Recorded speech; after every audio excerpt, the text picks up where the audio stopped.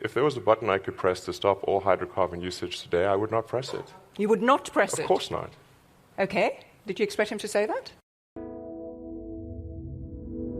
What kind of a threat do you think you are to the oil and gas industry?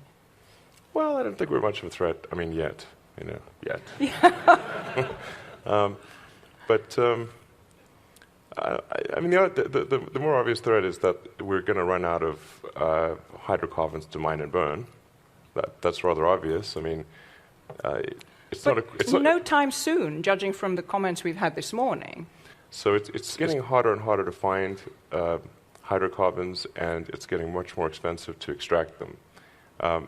And really, we're just arguing about the when hydrocarbons run out or become prohibitively expensive, not if. I mean, I don't think there's anyone here who would say it's an if, not a when. I mean, you are, a tech guy, right? You're a physicist and an engineer. You call yourself the chief architect of companies. I tend to view things from you don't think physics human standpoint. Ingenuity and technology and resourcefulness will mean that we will still have abundant fossil fuels available? Not. I mean, this has been going on for some time. They think you've reached the boundaries, and yet they find more. And look at the whole shale gas revolution.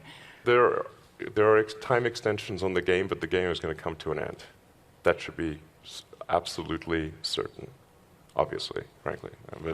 But I don't have any fundamental dislike of hydrocarbons. I simply look at the future and say, what is the thing that will actually work? And using a non-renewable resource obviously will not work. So we must find an alternative. But if there was a button I could press to stop all hydrocarbon usage today, I would not press it. You would not press it? Of course not. You would not press it because... It would because... cause human civilization to come to a halt. Every hospital would have to close down. It would be ridiculous. So it would be irresponsible to press that button. But what does need to happen is to, if we can, accelerate the transition towards renewables. That's the sensible thing to do. If you take, I'm going to use maybe two examples.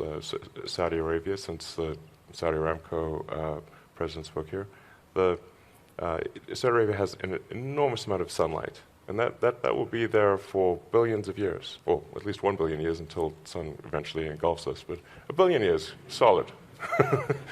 So it seems that investing in the solar resource is the thing that's really going to preserve the long-term future, not so much the oil and gas. I mean, that's a temporary thing. In the future, we'll look back, and by future, I'm not talking about super far in the future, I'm talking about towards the end of the century.